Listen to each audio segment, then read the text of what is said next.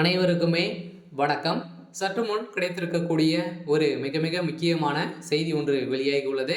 சற்று முன் மாணவி பாலியல் விவகாரத்தில் புதிய திருப்பம், சிக்கிய உதயநிதி ஸ்டாலின், இது மாதிரி பார்த்தீங்கன்னா செய்திகள் வெளியாயிருக்கு. இப்போ வெளிவட்டாரத்தில் பார்த்தீங்கன்னா பேசப்பட்ட ஒரு நிலையில் தான் இப்போ உதயநிதி ஸ்டாலின் அவர்கள் பார்த்தீங்கன்னா கைது செய்யப்பட்டு இருக்காரு. ஸோ அதனால் இப்போ தமிழகத்தில் பார்த்தீங்கன்னா ஒரு 2 வருட மாத காலங்களாகவே பார்த்தீங்கன்னா ஒரு மிக பரபரப்பாக பேசப்பட்ட ஒரு நிலையில் பார்த்தீங்கன்னா இப்போ 2 வார காலங்களாகவே ஒரு மிகப்பெரிய சம்பவங்களாக தான் திமுகவில் நடந்துட்டு இருக்கு இல்லையா? ஸோ சென்னையில் அண்ணாமலை பல்கலைக்கழகத்தில் நடந்த இந்த பாலியல் விவகாரத்தில் இதில் பார்த்தீங்கன்னா ஒரு புதிய தீர்மானமாக பார்த்தீங்கன்னா ஞானசேகர் அவருடைய வீடுகளில் பார்த்தீங்கன்னா ரெய்டுகள் நடந்தது.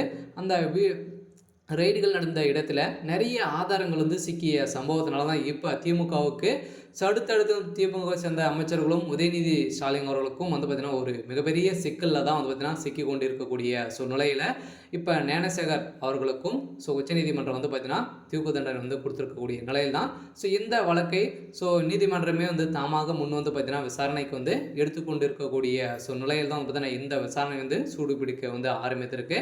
அதனால் இந்த மாணவி பாலியல் விவகாரத்தில் அந்த மாணவி கொடுத்த வாக்குமூலத்தால் பார்த்தீங்கன்னா இப்போ திமுக இருக்கக்கூடிய முக்கிய புள்ளிகளெல்லாம் சிக்கிக்கொண்ட நிலையில் இவங்க பார்த்தீங்கன்னா ஏற்கனவே நிறைய அடிப்பட்டுகள் வந்திருக்கக்கூடிய நிலையை தான் பார்த்தீங்கன்னா அவங்க வீடியோ கால் மூலமாக பேசிய சம்பவத்தினால் இப்போ அந்த வீடியோக்கள் அனைத்துமே சிக்கிய சம்பவத்தினால் தான் தமிழகத்தில் ஒரு அதிர்ச்சி அளிக்கக்கூடிய சம்பவங்களாகவே நடந்தது. இதனால் இப்போ இந்த குற்றவாளி கொடுத்த வாக்குமூலத்தால் இப்போ திமுகவே பெரும் ஒரு தலைவலியதாக இருந்து வரும் நிலையில் பார்த்தீங்கன்னா இப்போ ஒரு இந்த பாலியல் விவகாரத்தில் ஒரு புதிய திருப்பமாக திமுகவில் அடிக்கடி பார்த்தீங்கன்னா சிக்கிருக்கக்கூடிய சம்பவம் நடந்திருக்கு.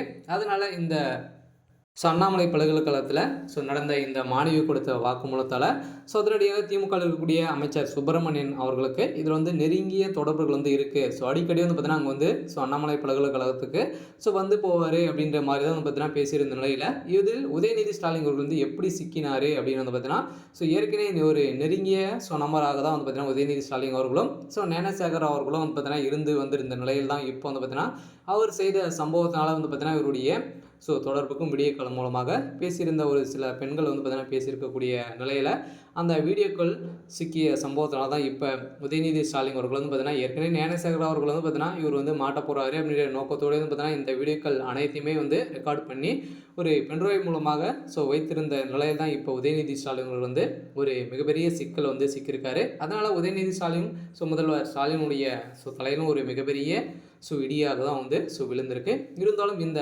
மானியல் பாலியல் விவகாரத்தில் பார்த்தீங்கன்னா திமுகவே ஒட்டுமொத்தமாக முடிக்கக்கூடிய நிலை தான் வந்திருக்கு.